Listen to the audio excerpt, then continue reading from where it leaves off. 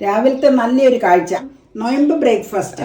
സ്മെല്ലുള്ളത് സ്മെല്ലില്ലാത്തത്, സ്മെല്ലുള്ളത് വരുത്താന്നാ പറഞ്ഞ. ഒരിക്കലും ഒരു സംഗതി നമ്മൾ ആരെയും കമ്പൽ ചെയ്ത് ചെയ്യിക്കണതല്ല. കയറി നശിപ്പിച്ചിട്ട് അതെല്ലാം ഒടിച്ചു കളഞ്ഞാന്തേ അവരെന്നോട് പറഞ്ഞു കട്ട് ചെയ്യൂന്ന് പറഞ്ഞ. നിസർ എന്താന്ന് പലരും ചോദിക്കാറില്ലേ. ഞാനേ വന്നു കഴിഞ്ഞപ്പോഴത്തേക്കും വെട്ടിക്കഴിഞ്ഞു. എന്നിട്ട് ഞാൻ ചോദിച്ചു അപ്പൊ കനം കുറഞ്ഞാണെങ്കിൽ സിമ്പിൾ കാര്യമാണെങ്കിലും പലരും ചെയ്യാൻ പലരും പല മാർഗങ്ങളായിരിക്കും ഉപയോഗിക്കുന്നത്. രാവിലെ ഇതുപോലൊരു ദൃശ്യം കാണുമ്പോൾ കണ്ണിനും മനസ്സിനും ഒക്കെ എന്തൊരു കുളിർമയാണ് അല്ലേ. ഞാൻ എന്തൊരു സൂക്ഷിച്ചാന്നറിയോ ഇത് പോയിട്ട് വീഡിയോ എടുത്ത് എൻ്റെ കാലടി വെക്കുന്ന ശബ്ദം പോലും കേൾപ്പിക്കാതെ പതുക്കെ പതുക്കെ വന്നിട്ടാണ് ഇതിൻ്റെ വീഡിയോ എടുത്തത്. കാരണം നമ്മുടെ പെരുമാറ്റത്തിൻ്റെ ശബ്ദം കേട്ട് കഴിഞ്ഞാൽ അവരപ്പം തന്നെ പറന്നു പോകും, പിന്നെ നിന്ന് തരില്ല. പക്ഷെ ഇവർ കുറച്ച് നേരം നിന്ന് തന്നു കേട്ടോ എനിക്ക്. രാവിലത്തെ നല്ലൊരു കാഴ്ച. ബ്രേക്ക്ഫാസ്റ്റ്, നൊയമ്പ് ബ്രേക്ക്ഫാസ്റ്റ്. അകത്ത് വെച്ചിരിക്കുന്നത് പച്ച ചീര തോരൻ. അടിപൊളി അടിപൊളി. എനിക്ക് വലിയ ഇഷ്ടമായി ഇങ്ങനത്തെ ബ്രെഡ് ടോസ്റ്റ്. ഇതിനല്ലേ പഴയ ടോസ്റ്റ് മാറ്റി പുതിയത് നമ്മൾ വാങ്ങിച്ചത്. അമ്മ ഓരോ സ്ഥലത്തൂടെ ഇറങ്ങിപ്പോയിട്ട് വേറെ സ്ഥലത്തൂടെ തിരിച്ചു വന്നെ. സ്ട്രീറ്റ് ലൈറ്റ് എടുത്തിന്ന്. കഴിഞ്ഞ ദിവസം ഞാനൊരു പോസ്റ്റ് ഇട്ടിട്ടുണ്ടായിരുന്നേ, ചോറിൻ്റെ കൂടെയും ചീരത്തോരൻ കഴിക്കാം, ബ്രെഡിൻ്റെ കൂടെയും കഴിക്കാമെന്ന്. അപ്പോൾ ഒരാൾ എന്നോട് ചോദിച്ചായിരുന്നു ബ്രെഡിൻ്റെ കൂടെയോ എന്ന്. ദേ ഈ പരുവത്തിൽ കഴിക്കുന്ന കാര്യമാണ് കേട്ടോ ഞാൻ പറഞ്ഞത്. നല്ല ടേസ്റ്റാണ്. പൂച്ചപ്പഴം നന്നായിട്ട് പൂത്തിട്ടുണ്ട്. പൂച്ചപ്പഴമൊക്കെ പൂത്തു. അമ്മയുടെ അത് പൂത്തൂലേ. പൂച്ചപ്പഴം ആയിട്ട് വേണം നമുക്ക്. എന്നാന്ന് വെച്ചാ കൊറേ പൂത്തതേ. നീ അപ്പൊ പറഞ്ഞ ഈ പച്ചക്കറി നട്ട പൈലെല്ലാം വന്നേ പുഴുക്കളെല്ലാം കയറി നശിപ്പിച്ചിട്ട് അതെല്ലാം ഒടിച്ചു കളഞ്ഞാന്തേ. ഇത് മുഴുവൻ അത് ഒടിച്ചതാ. അത് കഷ്ടായി പോയല്ലോ. ഇതിപ്പോ കുഴപ്പമുണ്ടാവൂല. എന്തോരായിരുന്നു പൂത്തത്. ഈ പച്ചക്കറിന്ന് അങ്ങോട്ട് കേറിയതായിരിക്കും. ബട്ടർഫ്ലൈ പറഞ്ഞു നടക്കണേ. ഇല്ലേ ബന്ദി പാകി നിർത്തി ബന്ദിപ്പൂ ആവാൻ തുടങ്ങണം. വാടാമുല്ലയില് പൂ കിട്ടൂല്ലേ, നമ്മള് പാകി നിർത്തി വാടാമുല്ല. ഇനി ഇവിടെയൊക്കെ പൂക്കള് വന്നു കഴിയുമ്പോ ബട്ടർഫ്ലൈ ഒരുപാട് വരും. അതെ വരണം. പൂമ്പാറ്റച്ചെടി മേടിക്കണം. അത് മേടിക്കണം. അത് നട്ട് കഴിഞ്ഞാൽ ഫുൾ ബട്ടർഫ്ലൈസ് ആയിരിക്കും. സൺഡേ മൺഡേ ആമ്പലൂര് നഴ്സറി ചെന്നപ്പോ കണ്ടു. അപ്പൊ പുള്ളി പറഞ്ഞു അടുത്ത മാസത്തേക്ക് നല്ലത് കൊണ്ടുവരാം. Sunday Monday 2 തരത്തിലുള്ളതുണ്ടെന്നാ. സ്മെല്ലുള്ളത് സ്മെല്ലില്ലാത്തത്. സ്മെല്ലുള്ളത് വരുത്താന്നാ പറഞ്ഞേക്കണം. പുള്ളി അവിടെ ഇരിക്കുന്ന ചട്ടിക്ക് എന്നോട് പറഞ്ഞ 250 എന്നാ. പിന്നെ സ്മെല്ലുള്ളതിന് വരുമ്പോ എന്നാ റേറ്റ് എന്നറിയില്ല. അപ്പൊ ഞാൻ പറഞ്ഞു ബന്ധപ്പെടാന്ന് പറഞ്ഞു. ആമ്പലൂർ ആകുമ്പോ അധികം ദൂരെ ഇല്ലല്ലോ. സുനിലേട്ടന്റെ എവിടെയേ മിനി അവിടുന്ന് ആ ചെടികൾ മേടിച്ചോണ്ട് തന്നെ. അപ്പൊ റെഡ് ലേഡി പപ്പായ തൈ അവിടുന്ന് മേടിക്കണേ. അങ്ങനെ പോയപ്പോ ഞാനും കൂടെ പോയതാ. സൂപ്പർ മീൽ വളവും മേടിച്ചോടന്ന്. അപ്പൊ ഓക്കെ, ഇതൊന്നും അല്ല സംഭവം. ആഹാ ദേ സുന്ദരി മണികളായിട്ട് നിക്കുന്നത് കണ്ടോ. ഓ ഇതിലൊരു നെസ്റ്റ് ഓർമ്മയുണ്ടോ? പടം എടുക്കട്ടെ കേട്ടോ. നെസ്റ്റ് ഓർമ്മ എന്നാന്ന് വെച്ച് കഴിഞ്ഞാ ഈ ചെടി ഇപ്പ വലിയ 2 കൊമ്പ് നട്ട് അന്ന് ഗേറ്റ് ആ ഭാഗത്ത് വെക്കണ ചിന്തയില്ലായിരുന്നല്ലോ. ഗേറ്റിന്റെ ആ ഭാഗത്ത് ഞാൻ ഒരു കയറി വരുമ്പോ കാണാൻ വേണ്ടി അവിടെ കൊണ്ടുപോയി കുഴിച്ചു വെച്ച് 2 പൂകുത്തി വന്നപ്പോഴാണ് മതില് കെട്ടി വന്നത്. മതില് കെട്ടി വന്നു കഴിഞ്ഞപ്പോ അപ്പൊ പറഞ്ഞു അവിടെ പില്ലർ ഇട്ടേച്ച് അവിടെ കൂടെ അങ്ങ് ഗേറ്റ് വെക്കുക. അപ്പൊ ഉള്ളിലെ ആദ്യം എന്നോട് പറഞ്ഞു ചെമ്പരത്തിക്കൊന്നും കുഴപ്പമുണ്ടാവൂല, മുകളിലെ അപ്പുറത്തേക്ക് ഇറക്കി ഗേറ്റ് വെക്കാന്നോർത്തായിരുന്നു നമ്മുടെ പ്രമിസസിൽ തന്നെ. അപ്പൊ കുഴപ്പമെന്നു വെച്ചാൽ അപ്പൊ നോക്കി ഇപ്പൊ അവിടെ അങ്ങനെ വെച്ച് കഴിഞ്ഞാൽ വഴി വളഞ്ഞല്ലേ നമ്മുടെ വന്നത്. ഇപ്പൊ സ്ട്രെയിറ്റ് ആയിട്ട് അങ്ങനെ വന്നു കഴിഞ്ഞാൽ വണ്ടി വട്ടം തിരിയൂല. അപ്പൊ വണ്ടി തിരിക്കാൻ വേണ്ടി വളച്ചെടുത്ത് കഴിഞ്ഞപ്പോ ഈ സാധനം പോകുന്നു പറഞ്ഞു. ആ ജോണിന്റെ ആ പണിക്കാരൻ എന്നോട് പറഞ്ഞു, ബംഗാളി പണിക്കാരാട്ടോ, അവരെന്നോട് പറഞ്ഞു കട്ട് ചെയ്യൂന്ന് പറഞ്ഞു. അപ്പൊ ഞാൻ പറഞ്ഞു അയ്യോന്ന് ഇങ്ങനെ പറഞ്ഞു നിന്നപ്പോ എന്നോട് പറഞ്ഞു ക്ഷമിക്കാൻ പറഞ്ഞു. എന്നിട്ട് അവര് ഇങ്ങനെ കമ്പിപ്പാരയും കൊണ്ട് കുത്തി ഇളക്കി വേരോടുകൂടി ചെടി പുറത്തെടുത്ത്. നീ ഇവിടെ ഉള്ളപ്പോഴാ സാറ്റർഡേയും കണ്ട. എന്നിട്ട് അത് കൊണ്ടുവന്ന് വെച്ച് എന്നോട് ചോദിച്ചു എവിടെ നടണോന്ന് ചോദിച്ചാ. ഞാൻ പറഞ്ഞു എനിക്കത് പറിച്ചപ്പോഴേ സങ്കടമായി. ഞാൻ പറഞ്ഞു അവിടെ വെച്ചാൽ ഞാൻ നട്ടോളാന്ന്. എന്നിട്ട് ഞാൻ കുഴി കുത്തി. അത് കുഞ്ഞു തണ്ടായിരുന്നു അന്ന്, 2-3 പൂവൊക്കെ ഉണ്ടായിരുന്ന. നട്ട് ഇപ്പൊ നല്ല ആരോഗ്യമായിട്ട്. പക്ഷെ ഇവിടെ വെച്ചപ്പോഴാ ഇവന് ഭംഗി നല്ല ഭംഗിയായി. ഇവന് ഇവിടെ നിക്കാനായിരുന്നു യോഗം. അതുകൊണ്ടാണ് നട്ടിരുന്നപ്പോ ഇത്ര ഭംഗിയൊന്നും ഇല്ലായിരുന്നു. പിന്നെ ഇല്ലേ മിറാക്കിൾ ഇപ്പം പറമ്പ് നിറച്ച് ഇതായി. അപ്പൊ എന്നോട് ചോദിക്കാം അവിടെ ഇല്ല പറമ്പിൽ കൊണ്ടുപോയി ചെമ്പരത്തി. ഞാൻ പറഞ്ഞു പറമ്പിൽ കൊണ്ടുപോയി വെച്ചതല്ല, മിറാക്കിൾ ചെടി നട്ടപ്പോ അതിന് ഷെയ്ഡായിട്ട് കമ്പ് ഒടിച്ചു കുത്തിയതാ. അതിപ്പോ പൂവായി നിറച്ചു. ഇപ്പൊ പറമ്പ് നിറയെ പൂക്കളായി. പിന്നെ വേറൊരു സംഭവം കാണിച്ചു തരാം. പൂച്ചവാലൻ ഇഷ്ടം പോലെയുണ്ട്. നീ കൊണ്ടുവന്ന് പിടിപ്പിച്ച പൂച്ചവാലൻ. അതിന്റെ തൈകള് കൊമ്പ് അവിടെ എവിടെയും കുത്തിയതേ ഇതിൽ നിറച്ചു പോവും കയറി വന്നിടത്ത്. അപ്പേര് പണി ചെയ്ത് ഇന്നാളെ അപ്പ വയറിങ് നടത്തിയില്ലേ ഇതിക്കടെ പൈപ്പിടാൻ ഞാനേ വന്നു കഴിഞ്ഞപ്പോഴത്തേക്കും വെട്ടിക്കഴിഞ്ഞു.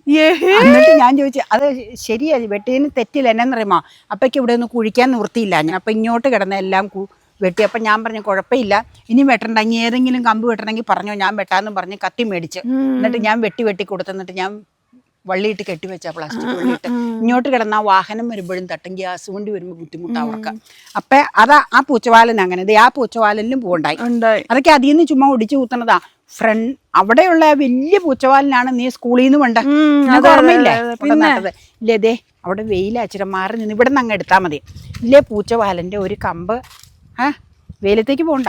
എവിടെ ചെമ്പരത്തി പൂത്ത് ഇങ്ങോട്ട് നോക്ക് ലൈറ്റിന്റെ അങ്ങോട്ട് നോക്കാം പറഞ്ഞു.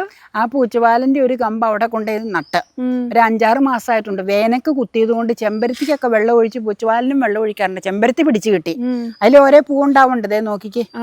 അപ്പൊ പൂച്ചവാലിൽ ഞാൻ ഒരു ദിവസം ഓർത്തു ഇതിന് എന്നും വെള്ളം ഒഴിച്ചിട്ട് ഇത് ശരിയാവണില്ല, ഇത് വേണമെങ്കിൽ അടിവെച്ചൊന്ന് വെട്ടാം. അപ്പൊ കിളിപ്പ് പോലെ വരുന്ന കഴിയുമ്പോൾ അതിൽ കുനിപ്പയിൽ ചിലപ്പോൾ പൂ ഉണ്ടാവും എന്ന് ഓർത്ത. പക്ഷെ അതൊന്നും ചെയ്തില്ല. വേനൽ മഴ പെയ്തു. ഒരു മഴ പെയ്ത് കഴിഞ്ഞപ്പോ ദേ അതിൽ പൂത്തു നിറച്ചു പോവായി. ഇപ്പൊ അതില് വെട്ടേണ്ടി വന്നില്ല. നിന്റെ പ്ലാവും മാവും നടണം. അപ്പൊ പറഞ്ഞ അടുത്ത ആഴ്ച അവിടെ തണക്കട്ടെ എന്ന് ശരിക്കും പറിച്ചോണ്ട് പോവാന്ന് പറഞ്ഞു. അവിടെ നോബിയുടെ അവിടെന്നേ സുരേഷ് യാച്ചിന്റെ അവിടെയുണ്ട് വെറൈറ്റി കളർ കൊമ്പ് കൊണ്ടുവരാൻ ജൂൺ ആകുമ്പോഴത്തേക്കും. ഏത് ബൊഗൈൻവില്ലയുടെ അത് അവര് നല്ല പീച്ച് കളറുണ്ട് സുരേഷ് യാച്ചിന്റെ ഗേറ്റിന്റെ അവിടെ. എന്തായാലും അത് നടണം. കേറി കിടക്കുക. നല്ലൊരു റയർ കളറാ കളറ്. നമ്മൾ ബ്രൈറ്റ് കളർ മേടിച്ചില്ല, അതിന്റെ വേറൊരു ഡിഫറൻസ് സൺസെറ്റല്ലോ പോലെ ഇന്ന് പോകുമ്പോ കാണാതെ. പിന്നെ നോബിയുടെ അവിടെ കോമൺ കളറാ കട്ട. ഇതാ ഇവിടെ ഉണ്ട് ചെമ്പരത്തി. ഇത് ഞാൻ കഴിഞ്ഞ സീസണിൽ നട്ടു വെച്ചിരിക്കുന്നതാണ് കേട്ടോ. അത് വേനൽ അപ്പൊ പറഞ്ഞു 2 മഴയും കൂടെ പെയ്ത് കഴിയുമ്പോ അതിരെ കൊണ്ടേ വെക്കാം. അത് വേണം, കാരണം നമുക്ക് നാമാവശേഷം വരാൻ പാടില്ല, വംശനാശം വരരുത് നമ്മുടെ മാവും പ്ലാവും. ഇത് നമ്മുടെ ഏറ്റവും ടേസ്റ്റി ആയിട്ടുള്ള ചപ്പി കുടിക്കുന്ന മാങ്ങയുടെ അണ്ടി ഞാൻ കഴിഞ്ഞ വർഷം നട്ടിരുന്നതാണ്. അത് കുറേ കൊല്ലം പിടിക്കും ഇനി ഉണ്ടാവാൻ, എന്നാലും സാരമില്ല, എപ്പോഴെങ്കിലൊക്കെ ഉപകാരപ്പെടുമല്ലോ. ഇതും നമ്മുടെ ഒരു കൂഴപ്ലാവിൻ്റെ ചക്കക്കുരു ഞാൻ നട്ടിരുന്നതാണ്. വലുതായി, ഇതിപ്പോൾ പറിച്ചറിൻ്റെ സമയമായി. നിസർ എന്താന്ന് പലരും ചോദിക്കാറില്ലേ, എന്നെ ഇപ്പോൾ ഈ കടിച്ചുകൊണ്ടിരിക്കുന്നതാണ് നിസർ. അവൻ പോയല്ലോ. ഈ ചുവന്ന ഉറുമ്പില്ലേ, അതെ ഇവനെ നമ്മൾ നിസർ എന്നാ പറയണേ. ഞാൻ ഇതിന് ഇച്ചിരി വെള്ളം കൊണ്ടേ ഒഴിക്കാം. നിങ്ങളുടെ നാട്ടിൽ ഇതിന് എന്താ പറയണേന്ന് പറയണം കേട്ടോ. ഇവന്റെ കടി ഞാൻ സഹിച്ചോണ്ടാണ് ഈ വീഡിയോ എടുത്തോണ്ടിരുന്നത്. കണ്ടോ, നിസർ ഇങ്ങനെ ചെറുതായിട്ടൊക്കെ ഒന്ന് കടിച്ചു പോകുന്നുള്ളൂ, വലിയ ഉപദ്രവങ്ങളൊന്നുമില്ല കേട്ടോ. മറ്റേ കട്ടുറുമ്പിൻ്റെ അത്ര വേദനയൊന്നുമില്ല കടിച്ചു കഴിഞ്ഞാൽ, അതുകൊണ്ട് അവർ പാവമായിട്ടാണ് എനിക്ക് തോന്നാറ്. പിന്നെ അതേ നമ്മൾ ഈ ചക്കക്കുരു നടുമ്പോൾ ഉണ്ടല്ലോ, കൂഴ നട്ട് കഴിഞ്ഞാൽ വരിക്കയാവുമെന്നും വരിക്ക നട്ട് കഴിഞ്ഞാൽ കൂഴയാവുമെന്നും പറഞ്ഞു കേട്ടിട്ടുണ്ട് കേട്ടോ. അതിൽ വാസ്തവം ഉണ്ടോ? മതി അത് വൈറ്റ് പിങ്ക്. അതിപ്പോ നന്നായിട്ട് വരുന്നുണ്ട്. അത് കുറെ അലുത്ത് പോയി, മഴ പെയ്തപ്പോ കുറെ അലുത്ത് പോയി. ഞാൻ കോല് കുത്തി തന്നിട്ട് അടിഞ്ഞു കിടക്കുമായിരുന്നു കമ്പ്. ഉച്ചയ്ക്ക് വെള്ളം ഒഴിക്കാൻ പാടില്ലാത്ത, വൈകുന്നേരം നേരം ഇല്ലാത്തതുകൊണ്ട്. നമ്മുടെ വാഴത്തോപ്പില് കൊലച്ച് നിൽക്കുന്ന നല്ല സുന്ദരിയായ ഒരു വാഴ. ഏത് വാഴക്കൊലയാണ് ഇതെന്ന് പറയാവോ? ക്ലൂ തരാട്ടോ.